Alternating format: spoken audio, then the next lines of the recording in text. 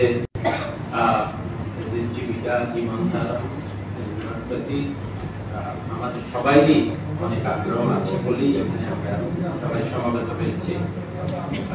দুটি বিষয়ে আমাদের এখানে যে প্রকল্পটি গ্রহণ করার জন্য ধন্যবাদ জানাচ্ছি। I thank the European Union for this project, which is I don't know its size, but the topic is very ambitious. It wants to correlate so many interrelated things like cause, nutrition, economy of forestry, then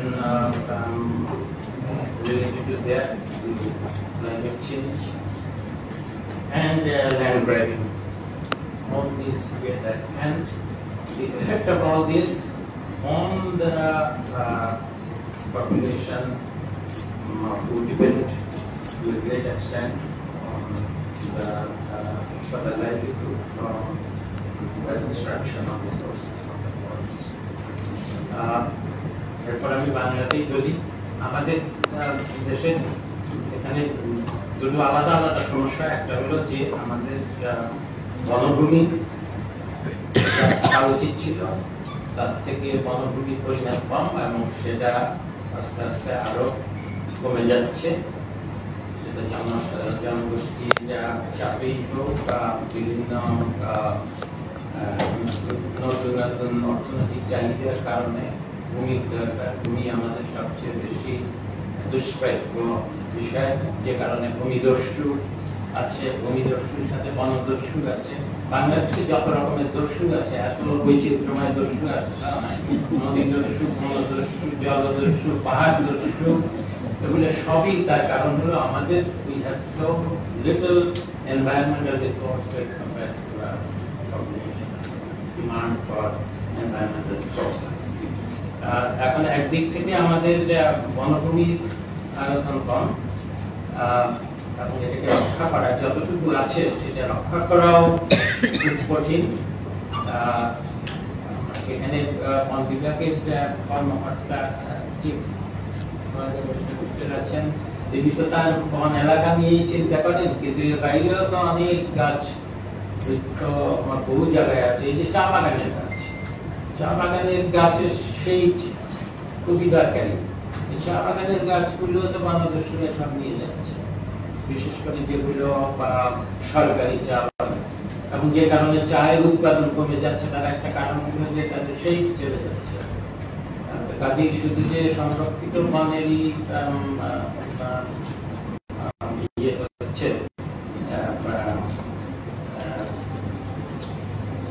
সেখানে অবৈধভাবে কাটা হচ্ছে, তার অন্য সারা দেশেই তা হচ্ছে। আর অন্যদিকে হলো আমাদের পাহাড়ি জনগোষ্ঠী এবং অন্যান্য জাতিসত্তা বিভিন্ন জায়গায় ছড়িয়ে আছে। মধুপুর, সিলেট অঞ্চলে, উত্তরবঙ্গে যারা বনাঞ্চলে থাকে বলেই তাদেরকে ফিলিপাইনের আমি প্রবন্ধ পড়েছি, যদিও ছিলাম না। ফিলিপাইনের যে শেষের কথা বনজীবী মানুষ কি চায়, আমি সেখান থেকে ভালো করে পড়ে আমি তারপরেই মন্তব্য করব। কিন্তু যে কথাটা বলছিলাম যে এই যে জনগোষ্ঠী, ক্ষুদ্র জাতিসত্তার জনগোষ্ঠী, গঙ্গা পাহাড়ি জনগোষ্ঠী, বাংলাদেশে যত চরম দারিদ্র্যের জনসংখ্যার মানুষ আছে তার মধ্যে এরা অন্তর্ভুক্ত। একদিক থেকে বাংলাদেশের চরম দারিদ্র্যের মধ্যে একটা বড় অংশই হলো ক্ষুদ্র নৃতাত্ত্বিক গোষ্ঠী। আবার ক্ষুদ্র নৃতাত্ত্বিক গোষ্ঠী যারা আছে তাদের একটা বড় অংশ চরম দারিদ্র্যের মধ্যে আছে। কাজে তাদের জীবন জীবিকা একটা বড় বিষয়। আর অন্যদিকে বন রক্ষা করা শুধু যে তাদের জীবন জীবিকার বিষয় তা না, এটা পরিবেশগত ভারসাম্যের বিষয়। এটা বাংলাদেশের পুরো বাংলাদেশের যেটাকে বলি জলবায়ু নির্ভরতা, ঝড়, সাইক্লোন থেকে রক্ষা, পরিবেশ, বায়ু দূষণ থেকে রক্ষা, এসব কিছুর জন্য প্রয়োজন। বন যতই আমাদের আমরা বনকে বিভিন্ন ভাবে ভাগ করি, তার জন্য বিভিন্ন ধরনের প্রয়োজন মাফিক আমাদের স্থিতি বলেছেন যে অনেক কারণে দরকার হয়, শুধু যে বনের মানুষকে জীবিকার জন্য তা না, বন থেকে তো আমরা কাঠ সংগ্রহ করি আমাদের বিভিন্ন আসবাবপত্র তৈরির জন্য, এটার একটা কমার্শিয়াল ডিমান্ড আছে। কিন্তু সেটা আমাদের দেশে সেই রকম বনাঞ্চল আর নাই যেখান থেকে আর কাঠ সংগ্রহ করা যায়, যে কারণে আমরা বিদেশে কখনো আসবাবপত্র আমদানি করতে যাচ্ছে। কিন্তু এখানে যারা আমরা চট্টগ্রাম এলাকা থেকে এসেছেন, তাদের বয়সে অনেক কম, আপনাদের যারা আছেন তাদের আগে, অনেক আগে, শুধু পাকিস্তান আমলে না, বাংলাদেশ আমলেও প্রথম দিকে এই অঞ্চলে অনেক সেগুন গাছ ছিল। এই সেগুন গাছের এখন তো আর সেগুন গাছের সেই বন নাই, ওইটাই ছিল রিয়েল কমার্শিয়াল এক্সট্রাকশন। এবং এটা কিছুটা হয়েছে বৈধভাবে কমার্শিয়ালি, এই সেখান থেকে কাঠ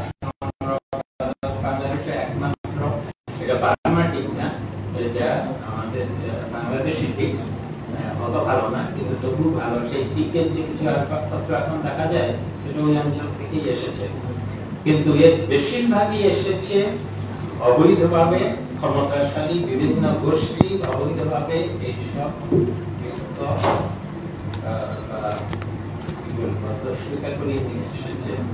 ট্রাকের পর ট্রাক। আগের কালে আমাদের বাংলাদেশ হওয়ার পরও দেখা যেত ট্রাক ভর্তি সব সেগুন কাঠের আসছে। তারা আনছে কি জন্য আনছে, প্রধানমন্ত্রী হবে সেটা অনেক অনুসন্ধান করে থাকে।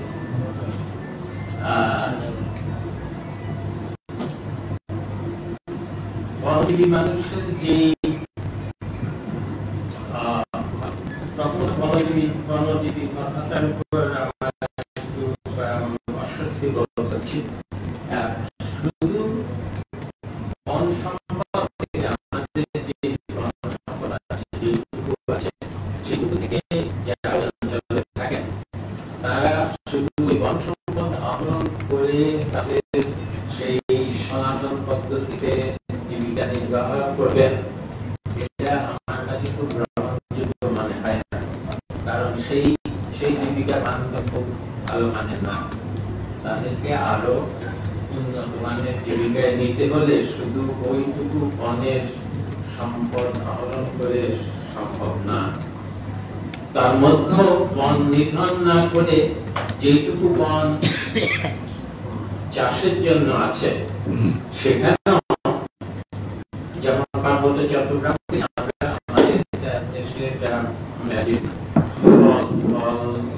প্রায় একটা বড় অংশ আসে পার্বত্য চট্টগ্রাম থেকে। এখানে আধুনিক প্রযুক্তি ব্যবহার করে এবং ওখানে জৈব সার ব্যবহার হয় না, এটা একটা ভালো দিক।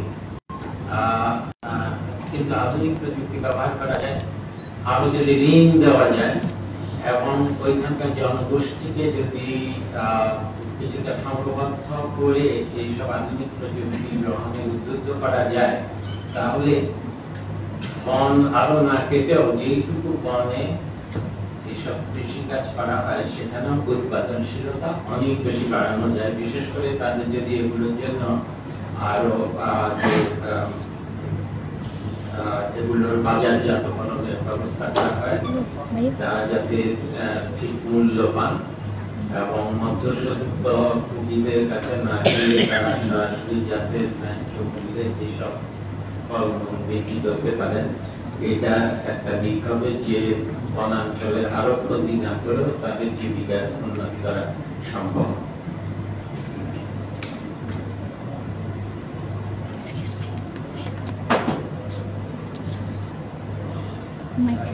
আমাদের চিফ কনজারভেটর বলেছেন যেটা সংরক্ষিত বন, যেটা থেকে সম্পদ আহরণ করার থেকেও বড় কথা হলো আমাদের জীববৈচিত্র্য এবং জলবায়ু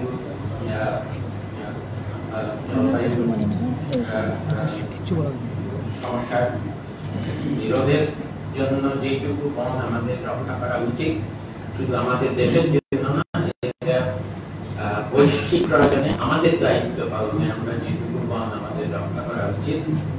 এটা রক্ষা করারও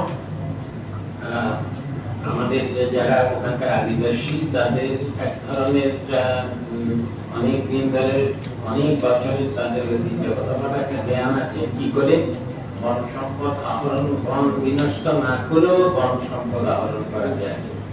কিন্তু এটা তো আরেকটু আরো এখন আরো অনেক বৈজ্ঞানিক জ্ঞান আছে কি করে বন সম্পদ থেকে কাঠ বের করো, এক্সট্রাকশন করেও ন্যাচারাল ফরেস্টকে প্রিজার্ভ করা যায়। এবং এটা অর্থনীতির বিষয়, শুধু বন সম্পদ নয়, এটা হলো সাস্টেইনেবল রিসোর্স ম্যানেজমেন্ট। এটা ইলিশ মাছ হোক, ইলিশ মাছের বাচ্চা নিধনের যেটা হয়, বন সংরক্ষণই হোক, নদী সংরক্ষণই হোক, এগুলো সবকিছু, পাহাড় সংরক্ষণই হোক, এগুলো সাস্টেইনেবল। কিন্তু বন সংরক্ষণের টেকসই উপায় কাঠ সংগ্রহ করেও সায়েন্টিফিক বা বৈজ্ঞানিক উপায়ে করা তুলনামূলকভাবে সোজা। তার কারণ হলো আপনারা যারা বনবাসী তারা দেখবেন যে বনের মধ্যে বড় বড় গাছ থাকে। আমার ছেলে মেয়েরা দুজন বিশেষজ্ঞ আছেন, তাদের কাছ থেকে আমি এটা শুনেছি। বাঘ,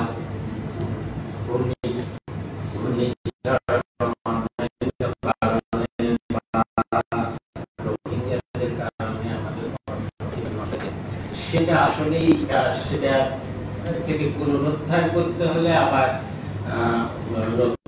যখন তখন একটা সমবায় বলুন আর যেভাবেই বলুন, এগুলোকে রক্ষা করা, এগুলোকে যতদূর পারা যায় সম্পদ আহরণ করেও এগুলোকে কতদূর পর্যন্ত এদের থেকে সম্পদ আহরণ করা যায়, কিন্তু তাদের